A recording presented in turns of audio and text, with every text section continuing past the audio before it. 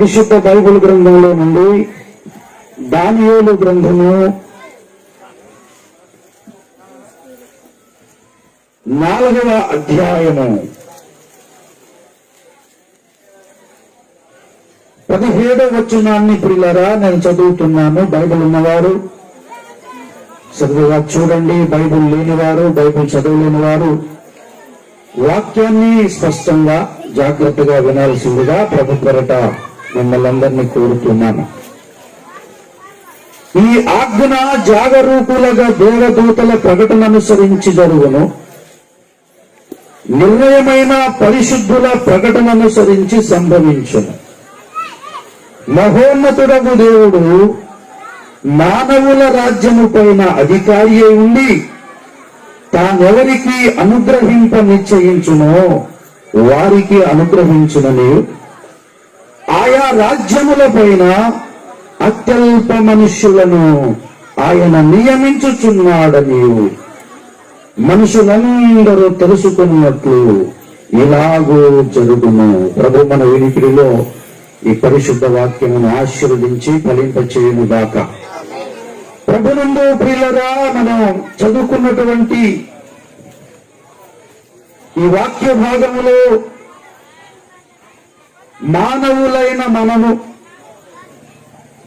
మానవులైనటువంటి మనలో కొందరు కాదు, మానవులందరూ అనే మాట ఇక్కడ వాడుతున్నాడు దేవుడు. మానవులందరూ అంటే అన్ని దేశాల వారు, అన్ని జాతుల వారు, అన్ని వర్గాల వారు, అన్ని రంగములలో ఉన్నటువంటి అన్ని విధాల మనుషులు, every human being that lives on this planet. ఈ భూమి మీద ఉన్నటువంటి మనుషులందరూ ఒక విషయాన్ని తెలుసుకోవాలని దేవుడు చదువుకున్న వాక్యంలో కోరుకుంటున్నాడు. చెప్పాను కదా, ఒకళ్ళిద్దరు కాదు. ఈ భూమి మీద 2 కాళ్లతో నడిచే ప్రతి మనిషి, ప్రతి దేశం, ప్రతి రాష్ట్రం, ప్రతి ప్రజ ఒక సంగతిని తప్పకుండా తెలుసుకోవాలి. దేవుణ్ణి గూర్చినటువంటి ఒక వాస్తవం అందరూ ఎరగాలని ఆ దేవుడు, ఆ పరాత్మరుడు, ఆ భగవంతుడు కోరుకుంటున్నాడు. మొదట తెలుసుకోవాల్సింది ఏంటంటే దేవుడు అనేవాడు ఒకడు ఉన్నాడని తెలుసుకోవాలి. There is a God who is the creator of the world, who is the creator of the universe. ఈ విశ్వాన్ని సృజించిన వాడు ఒకడున్నాడు. ఈ లోకాన్ని చేసిన వాడు ఒక ఆయన ఉన్నాడు. పిల్లరా, కుండ ఉంది అంటే ఎవరున్నట్టు? కుమ్మరున్నట్టు లెక్క. రెండు కుండ ఉందంట, కుమ్మరి లేడట. అలా జరుగుతుందా? కుండ ఉందంటేనే తప్పకుండా కుమ్మరు అనేవాడు తప్పకుండా ఉండి తీరాలి. అలాగే సృష్టి ఉందంటేనే అర్థం ఏంటంటే సృష్టికర్త ఒకడున్నాడు అని. కుమ్మరి లేకుండా కుండ ఉండదు, సృష్టికర్త అనేవాడు ఒకడు లేకపోతే ఈ సృష్టి ఉండదు, నువ్వు ఉండవు, నేను ఉండను. సృష్టికర్త అనేవాడు ఒకడున్నాడు. ఆయన ఒకడే ఉన్నాడని చెప్పాను. చాలా మంది లేరు, చాలా మంది కలిసి ఈ లోకాన్ని చేయలేదు. అందుకే పరిశుద్ధ బైబిల్ గ్రంథం సెలవిస్తుంది దేవుడు ఒక్కడే. అలాగే హైందవ మతం కూడా చెప్తుంది ఏకో నారాయణ అంటున్నట్టు, దేవుడు ఒక్కడే. అలాగే ఇస్లాం మతం కూడా చెప్తుంది అల్లా ఏక్ హై. మట్టితో మనుషులను బ్రహ్మయ్య చేశాడు. బ్రహ్మలు చేశాడని లేదు, బ్రహ్మ చేశాడని. అటు ఒక్క దేవుడే ఈ విశ్వమంతటిని చేశాడు, ఈ లోకమంతటిని చేశాడు, నిన్ను చేశాడు, నన్ను చేశాడు. ఒక్కడే ఇంత చేశాడంటే ఆయన చిన్నవాడై ఉంటాడా? బలహీనుడై ఉంటాడా? నామకుడై ఉంటాడా? ఈ సృష్టిని బట్టి మనం చూస్తే దేవుడు అనేవాడు అక్కడున్నాడని అర్థమవుతుంది. ఆయన చాలా బలవంతుడని అర్థమవుతుంది, చాలా శక్తివంతుడని అర్థమవుతుంది, చాలా ప్రభావం గలవాడు అని అర్థమవుతుంది. ఆయన జ్ఞానములో బలములో అంతులేనివాడుగా మనకు అర్థమవుతుంది. అలా దేవుడు ఉన్నాడని మనం తెలుసుకోవాలి. రెండవది, ఆ దేవుడు ఎలాంటి వాడో, ఆ దేవుడు ఈ లోకంలో చేస్తున్న కార్యాలు ఎలాంటివో, what kind of work God is doing. యవనస్తులు ఎవరికైనా ఎదురుపడాలంటే కొంచెం భయపడతారు. సహజంగా యవన పిల్లలకు బయట తిరగడం ఎక్కువ. ఒక పట్టాన ఇంట్లో ఉంటారండి యవనస్తులు. చిన్నప్పుడైతే ఇంటి పట్టానే ఉంటారు. కొంచెం పెద్ద వయసు, మీసాల గడ్డాలు రాగానే అసలు వాళ్ళ అడ్రస్ ఇంట్లో దొరకదు. వీధుల్లో ఎక్కడో దొరుకుతుంటారు. ఒక పట్టాన పిల్లలు యవనస్తులు ఇంట్లో ఉండరు. అందుకే మేము యవనస్తులు ఉన్నప్పుడు మాకు ఏ పేర్లు పెట్టారంటే గాలుడని పేరు పెట్టారు మాకు. ఎందుకంటే గాలి ఎటు ఇస్తుందో ఎవరికి తెలియదు. ఈడి ఏ టైంలో ఎక్కడ ఉంటాడో ఏదైనా గాలుడని పిలిచేవాడు. యవనస్తులు అంతే ఒక పట్టాన ఉండరు, తిరుగుతా ఉంటారు. ఈ తిరుగుబోతులైన యవనస్తులకి ఒక విషయంలో తిరగాలంటే భయం, ఒక విషయంలో బయటికి వెళ్ళాలంటే భయం, ఒక విషయంలో బయటికి వెళ్ళడానికి బెదిరిపోతారు. ఏంటంటే వాడు కొంచెం మీసాలు గట్ట రాగానే ఎవడు ఎదురు పడతాడో వాళ్ళకు క్వశ్చన్ ఫేస్ చేయాలి. ఏంటంటే, అబ్బాయి ఏం చేస్తున్నావు? అబ్బాయి అంటే మగోడుగా పుట్టితే తప్పకుండా ప్రశ్న వస్తుంది. ఏమని? అమ్మాయిని అడగరు. ఈ బాధ్యత ఏదో ఒకటి చేసే బాధ్యత ఎవరి మీద పెట్టాడు దేవుడు? మగ పిల్లల మీద పెట్టాడు. మగోడై పుట్టాక ఏదో ఒకటి చెయ్యాలి, సంపాదన రావాలి, పెళ్లికి యోగ్యుడు కావాలి. గడ్డాలు మీసాలు వచ్చిన వాళ్ళందరూ పెళ్లి చేసుకోవద్దాం. పెళ్లి చేసుకున్న తర్వాత అమ్మాయిని పోషించే సత్తా ఉన్నాడో పెళ్లి చేసుకోవాలి. దేవుని స్తోత్రం. యవనస్తులకు ఆ ప్రశ్న అప్పటిదాకా వాడిది ట్యూబ్ లైట్ లాగా వెళ్ళిపోతుంది మొహం బజార్లో. ఎదురుబడి అబ్బాయి ఏం చేస్తున్నావు అనగానే జీరో బల్బులా మారిపోతుంది. వీడు ఏం చేయట్లేదు. ఏం చేస్తున్నావు అంటే తిరుగుతున్నాను. ప్రతి ఒక్కరు ఏం చేస్తున్నాను అంటే మగోడై ఉన్నాక నువ్వు ఏదో ఒకటి చేయాలి. You should have responsibility. అలాగే దేవుడు ఏం చేస్తుంటాడు? మరి ఆయన అడగద్దా? దేవుడు కూడా ఏదో ఒకటి చేస్తున్నాడు కదా. మరి దేవుడు ఏం చేస్తున్నాడు? దేవుడు ఉన్నాడు అన్నారు, బాగానే ఉంది. ఉన్నాయన కుర్చీ మీద సైలెంట్ గా కాళ్ళు చేతులు కట్టుకుని ఉన్నాడా? ఆయన ఏదో ఒకటి చేస్తున్నాడు. బైబిల్ సెలవిస్తుంది, దేవా నీ కార్యములు ఎన్నెన్నో విధములుగా ఉన్నాయి అంటాడు కీర్తనకారుడు. దేవునికి స్తోత్రం. You are doing many things. చాలా పనులు చేస్తున్నాడు దేవుడు. ఆకాశములో చాలా పనులు, భూమి మీద చాలా పనులు ఆయన చేస్తున్నాడు. ఆ పనులు అన్ని చెప్పుకోవడానికి సమయం కాదు, కానీ ఒక్క అంశమే చదువుకున్న వాక్యంలో ఉంది. దేవుడు ఏం చేస్తున్నాడు అంటే, దేవుడు ఒక ప్రత్యేకమైన పని చేస్తున్నాడు. ఏంటంటే, ఆయన మానవుల రాజ్యము పైన ఆయన ఉన్నాడు. దేవునికి స్తోత్రం. మానవుల రాజ్యం పైన ఆయన. దేవుడు ఎక్కడున్నాడు? భూమి మీద ఉన్నాడా? ఆకాశం మీద ఉన్నాడా? అంటే దేవుడి నివాసం ఎక్కడ? ఆకాశం. ఆకాశం మన కింద ఉంటుందా పైన ఉంటుందా? ఆకాశం పైన ఎందుకుంటది? ఆకాశంలో దేవుడు ఎందుకున్నాడు అంటే, నీ పైన హెడ్ నేను ఒకటి ఉన్నాను అని చెప్పడానికి. దేవునికి స్తోత్రం. అండి, పంచాయతీ లెవెల్లో మన మీద అధికారి సర్పంచ్ గారు. సర్పంచ్ తర్వాత నియోజకవర్గంలో పెద్ద ఆయన ఎమ్మెల్యే. ఎమ్మెల్యే తర్వాత పెద్ద ఆయన మంత్రి. ఆయన కంటే పెద్ద ఆయన ముఖ్యమంత్రి. ఆయన కంటే పెద్ద ఆయన ప్రధానమంత్రి. మరి ప్రధానమంత్రి కంటే పెద్దడు ఎవరు లేరా? ఆయన దేవునికి స్తోత్రం. అందరికీ పైన ఒక ఆయన ఉన్నాడు. అదే ఇక్కడ బైబిల్ చదివిస్తుంది. అందరికీ పైన ఒక ఆయన ఉన్నాడు, ఆయనకు పైన ఎవడనూ లేడు. దేవునికి స్తోత్రం. అందరికీ పైన ఆయన ఎందుకున్నాడంటే, మన పైన ఉన్న వాళ్ళందరూ మనల్ని ఎలాగ నడిపిస్తున్నాడో మనల్ని నడిపించడానికి ఆయన పుట్టినాడు. అందుకే ఆయనకి ఏ పేరు ఉందంటే రాజులకు రాజు, ప్రభువులకు ప్రభువు. మనందరిని నడిపించేవాడు ఒక రాజు అయితే, ఆ రాజును నడిపించే రారాజు ఆకాశమందు దేవుడు ఒక ఆయన ఉన్నాడు. దేవునికి స్తోత్రం. ఆయన ఆకాశం నుండి ఏం చేస్తున్నాడంటే, బాగా గమనించాలి, very important point, short cut లో చెప్పి ముగించేస్తాడు. ఆయన ఏం చేస్తున్నాడంటే,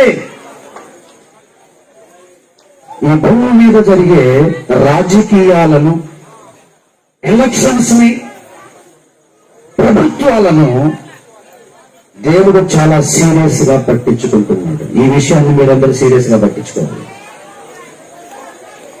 God is very much active in human politics.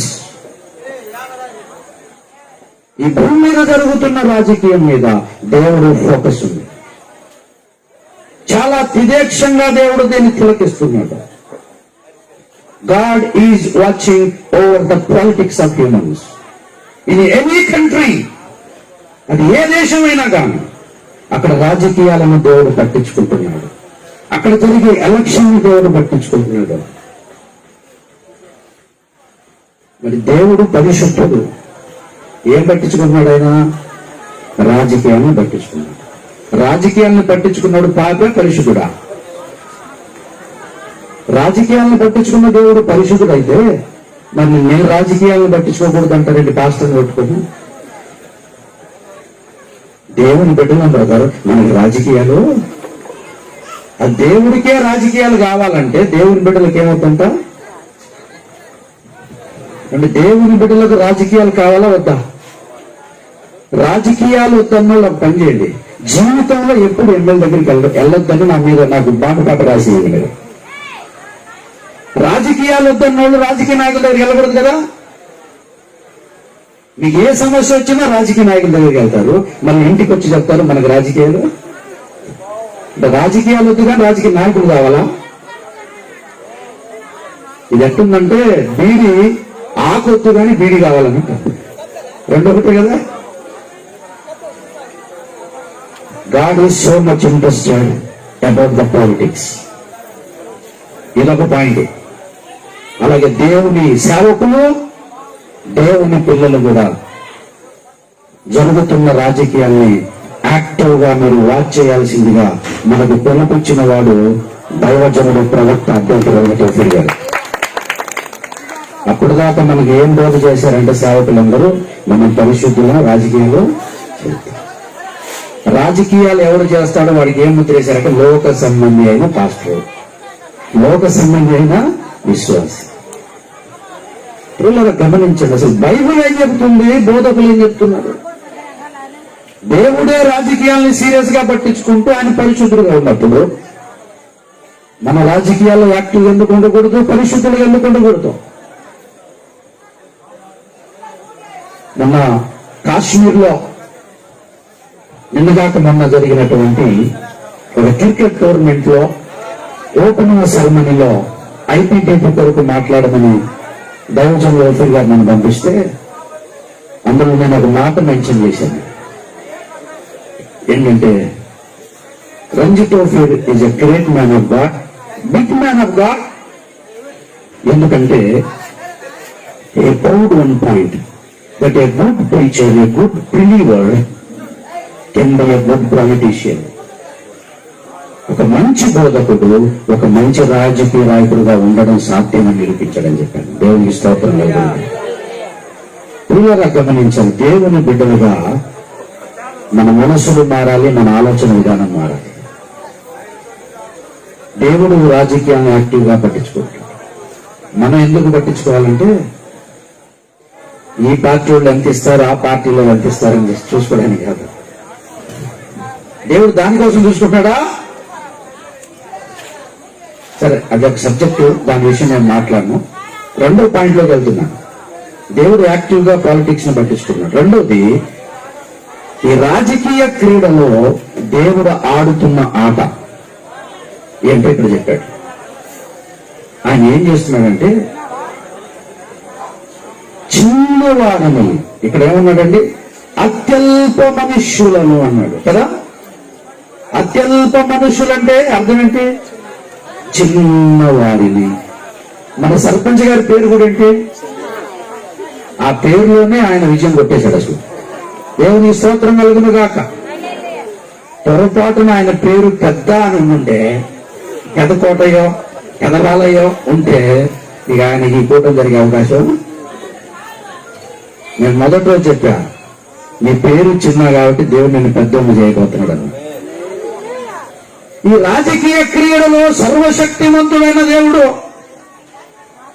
ఒక గేమ్ ఆడుతున్నాడు. దేవుడు ఏంటంటే అత్యల్పులైన వారిని, చిన్నవారిని, వయసులో చిన్నవాళ్ళు, బలగంలో చిన్నవాళ్ళు, ధనములో చిన్నవాళ్ళు, పలుకుబడిలో చిన్నవాళ్ళు. అంటే చిన్నవాళ్లను పెద్దవాళ్ళు చూసి గౌరవిస్తాడా, తృణీకరిస్తాడా? చిన్నవాళ్ళందరినీ పెద్దోళ్ళు తృణీకరిస్తారు. వీడి వయసు ఎంత? గొల్యాత్ ఏం చేశాడు? దావీదుని తృణీకరించాడు. సౌలు కూడా దావీదును తృణీకరించారు. యోసేపు అన్నదమ్ములు యోసేపును తృణీకరించారు. పరిసయ్యులు శాస్త్రులు యేసు ప్రభువును తృణీకరించారు. ఈ వడ్లవాని కుమారుడు ఏం చేయగలడు? ఈయన సరిగా చదువుకోలేదే, ఈయన వడ్లవాడు కదా, బీదవాడు కదా అని తృణీకరించారు. ఈ లోకములో బలవంతులు, ధనవంతులు, పెద్దోళ్ళు అనుకుంటున్న వాళ్ళు ఏ చిన్న వాళ్ళను చిన్న చూపు చూసి తృణీకరించి పిల్లగా హేళన చేస్తున్నారు. వాళ్ళనంట దేవుడు ఏం చేస్తానంట? ఆశ్చర్యకరమైన రీతిలో, మర్మమైన రీతిలో, ఎవడు ఊహించని రీతిలో ఏం చేస్తున్నాడంట? ఆ చిన్న వాళ్ళను పెద్దవాళ్లుగా దేవుడు చేస్తున్నాడట. దేవునికి స్తోత్రం కలుగును గాక. దేవునికి స్తోత్రం చేద్దాం. హల్లెలూయా, హల్లెలూయా. ఎవరు చేస్తున్న కార్యం ఇది? దేవుడు చేస్తున్న కార్యం. ఇప్పుడు ఆ సీటు మీద ఎవరిని కూర్చోబెడుతున్నాడు దేవుడు? చిన్నోడిని కూర్చోబెట్టాలంటే ఆ సీట్ అప్పటిదాకా ఖాళీ లేదు, వేరే వాడు కూర్చున్నాడు. వాడు ఎవరంటే పెద్దోడు. ఈ చిన్నోడిని అక్కడ కూర్చోబెట్టాలంటే వాడిని ఏం చేయాలా? ఒక తాపుదాన్ని కిందకి దించాలి. వాడు దిగితే గాని సీటు ఖాళీ కాదు, ఆ సీటు ఖాళీ అయితే గాని చిన్నోడు పైకి ఎక్కడు.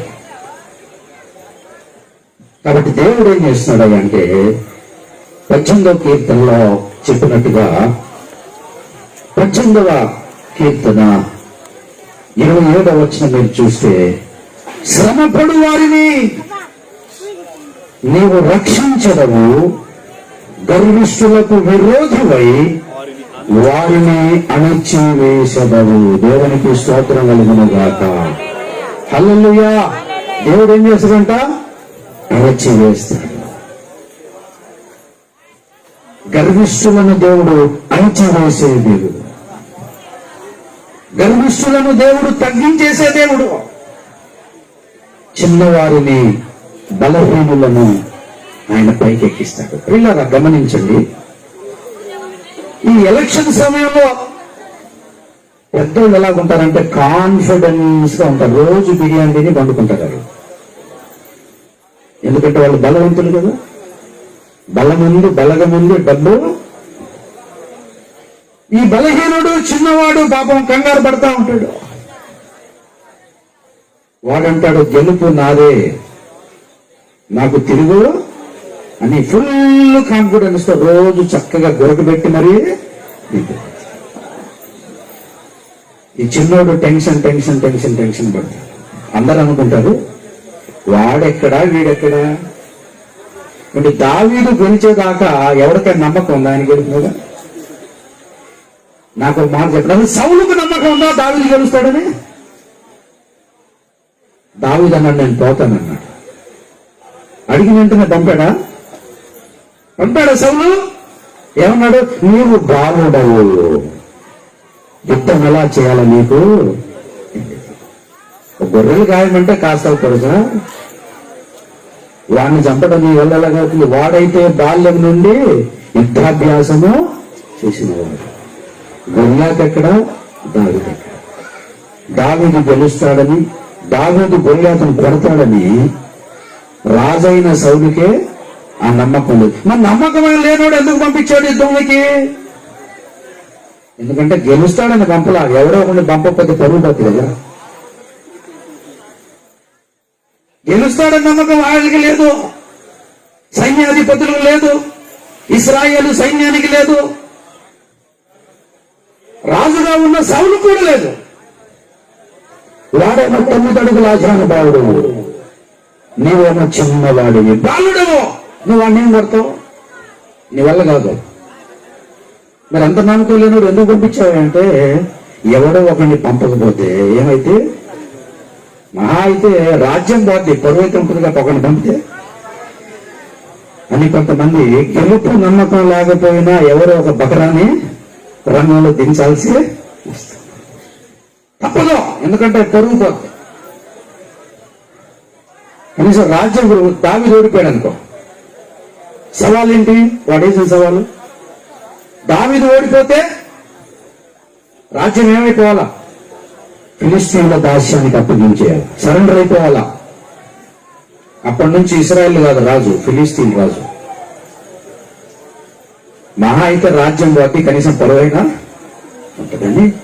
కొంతమంది ఓడిపోతారని తెలిసిన పోతే డబ్బులే పోతాయి, కనీసం పరువన్నా ఉంటుందని కొంతమంది బరిలో దిగేవాళ్ళు కూడా ఉన్నారు. పిల్లరా, పోతే ప్రాణం ఎవరిది? దావీదా సౌలుదా? దావీది కదా. నా ప్రాణం అయితే పోదుగా, నా డబ్బులైతే పోవుగా, ఎవరిదో ఒకరిది. పిల్లరా, ఫుల్ కాన్ఫిడెన్స్ గా ఉంటే ఏం జరిగిపోతుందంటే, వాడి కాన్ఫిడెన్స్ తల్లడిల్లిపోయి, వాడు రచించుకున్న ప్రణాళికలన్నీ తల్లడిల్లిపోయి, వాడు అనుకున్న సీన్ అంతా రివర్స్ అయిపోయి, చిన్నవాడైన దావీదు అద్భుతంగా గొల్యాతును కొట్టేసినట్టుగా చిన్నవాళ్ళు పెద్దోళ్ళను కొట్టేసి వీడు పెద్దోడైపోతాడు. ఇక దేవుడు చేస్తున్న అద్భుత కార్యం. దేవునికి స్తోత్రం కలుగును గాక. హల్లెలూయా. మన దేవుడు చిన్నవాళ్లను పెద్దవాళ్లుగా చేసే దేవుడు. మన దేవుడు పెద్దవాడిని అనుకున్న వాడిని సింహాసనాన్ని దించి చిన్నవాళ్లుగా చేసే సజీవుడైన దేవుడు యేసయ్య. దేవునికి స్తోత్రం. ఈరోజు ఎలక్షన్ గురించి ఇది నా సాక్ష్యం. ఈరోజు ఎలక్షన్ లో చిన్న గెలుస్తాడని చాలా మందికి నమ్మకం. గెలవడానికి అవకాశమే లేదు, ఎందుకంటే వయసులో చిన్నోడు. అసలు ఈ ఇంటికి రాజకీయ నేపథ్యం ఉందండి. ఇప్పటిదాకా వీళ్ళ జీవితం ఏంటంటే, ఎక్కడ ఏమంటే అక్కడ ఏడమి ఓటు వీళ్ళకి వేసింది. ఎందుకు వేయాలి అనేది కూడా అడిగేది లేదు.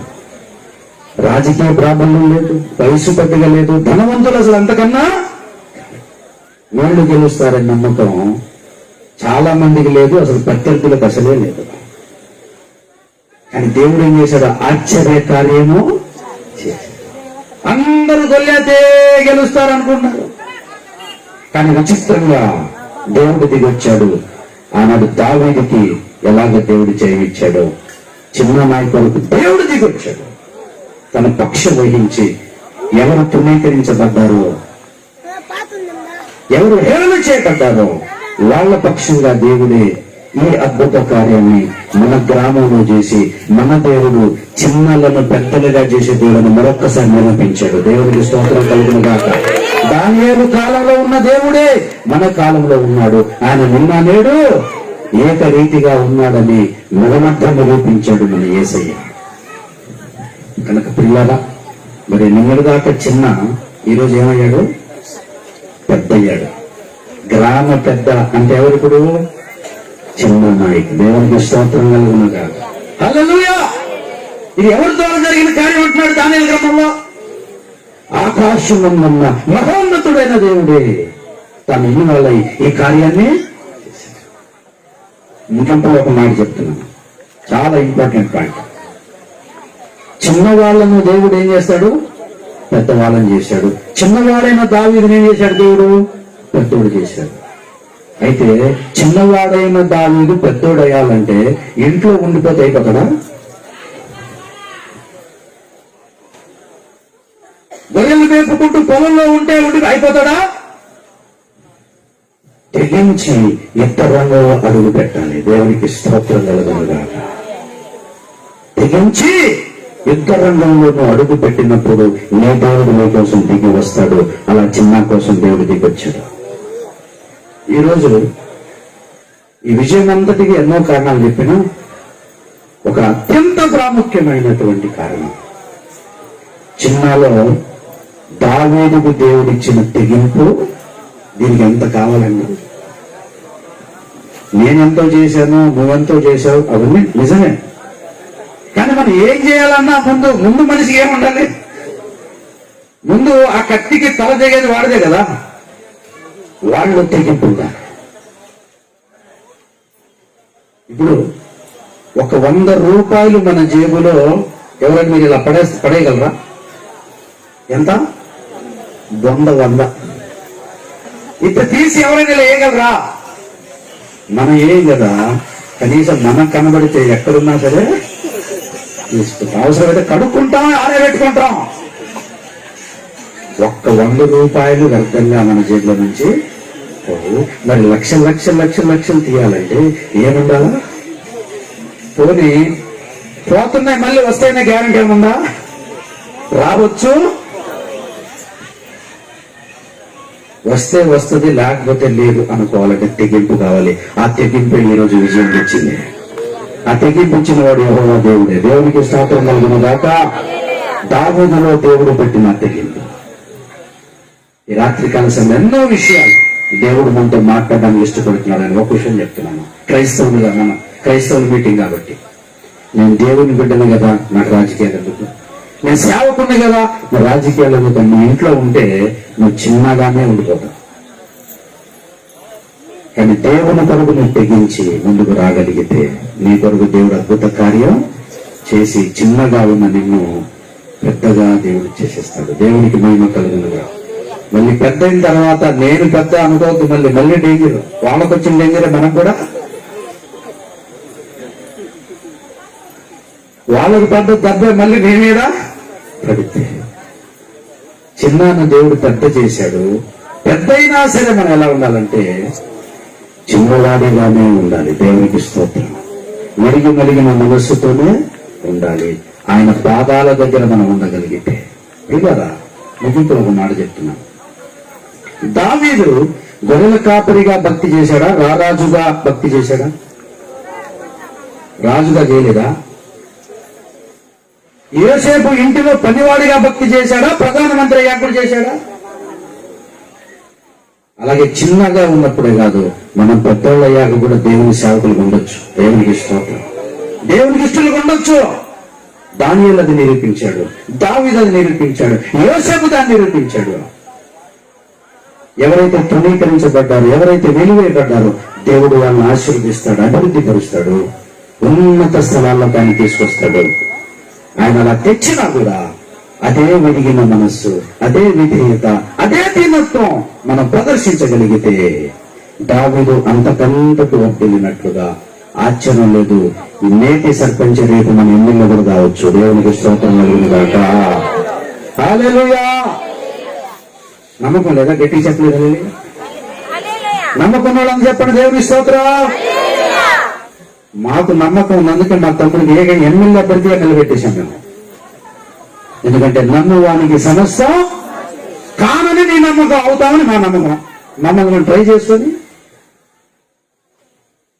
ఎమ్మెల్యే అంట ఆడ గెలుస్తాడు అని అంటారు. మరి అంత పెద్ద జగన్ ఫస్ట్ టైం వచ్చాడటే. గెలిస్తే విజయం, ఓడిపోతే అనుభవం. దేవునికి స్తోత్రం. ప్రభునందు ప్రియులు, ఎన్నో విషయాలుంది, సమయం లేదు. కానీ ఒక మాట చెప్పి ముగిస్తున్నాను. దేవుడు గొప్ప కార్యాలు మన కొరకు చేయగలుగుతాడు. నువ్వు నమ్మాలి. దేవునికి మహిమ కలుగు. నువ్వు సండే స్కూల్ పిల్లలాగా నేను పరిశుద్ధుని, పాలిటిక్స్ లో ఉన్నాను, నాకు రాజకీయాలు వద్దంటే నువ్వు అక్కడే ఉంటావు జీవితకాలం. అందుకే మన ఆత్మీయ తండ్రి ఓఫిర్ గారు is active in politics. He's the real believer with the mind of God. దేవునికి స్తోత్రం. దేవుని పిల్లలు రాజకీయాలు చేయొచ్చు అని కదా, దేవుని పిల్లలే రాజకీయాలు చేయాలి. నేను ఒక మాట చెప్తున్నాను, దేవుడు అంటే భయం లేనోడు బాగా పరిపాలన చేస్తాడు, అంటే దేవుడు అంటే భయం ఉన్నోడు బాగా చేస్తాడు. అందుకే ప్రపంచ దేశాలలో ఫారిన్ కంట్రీస్ ఏవైతే ఉన్నాయో, అమెరికా కానీ లండన్ కానీ, అందును పరిపాలిస్తున్న వాళ్ళు ఎవరో తెలుసా? అన్యులు కాదు, క్రైస్తవులు.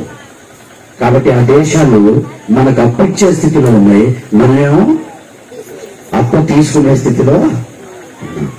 దేవుని పిల్లలు రాజులైతే అప్పిచ్చే దేశాలుగా మారిపోతాయి. దేవునికి స్తోత్రం కలుగును గాక. దేవుడు భయం కలిగిన వాడు, ప్రతి ఉదయాన్నే దేవుడికి ప్రార్థన చేసేవాడు. వైఎస్ రాజశేఖర రెడ్డి గారి గురించి తెలుసు. వైఎస్ రాజశేఖర రెడ్డి గారు రాజకీయాల్లో ఉన్నారు, కాంగ్రెస్ పార్టీ. ఆయన ఎందుకు ముఖ్యమంత్రి అయ్యాడండి నాకు అర్థం కాదు. ఆయన మించిన వాళ్ళు లేరా? ఆయనకన్నా జ్ఞానవంతులు లేరా? మహా మహా మహా మహా యోధులు ఉన్నారు కాంగ్రెస్ పార్టీలో, సీనియర్స్ ఉన్నారు. తర్వాత మన రాష్ట్రం మొత్తంలో చిన్న చూపు చూడబడినది రాయలసీమ కదా. అక్కడ ఎలా రానిచ్చారండి అసలు?